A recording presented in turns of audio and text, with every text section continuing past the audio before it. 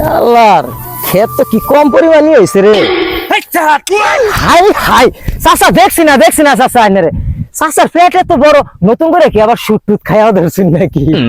রে দুঃখের কথা মনে করাই দিলা।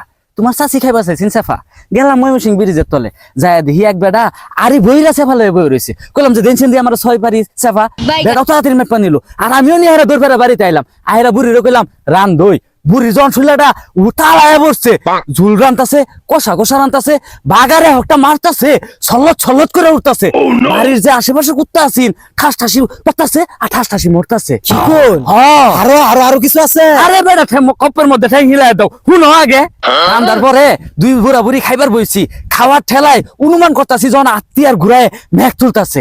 বুড়ির পেটটা তো যাও একটু ঠিক হইছে, আমার দ্বারে বাবুরে কিরম বাগার মারতাছে। সুন্দর সুন্দর, এরকম বাগারে আরো 6 মাস থাক, বালাই দেয়া যাইতাছে। থাকুন, এটা তো তার না কমে।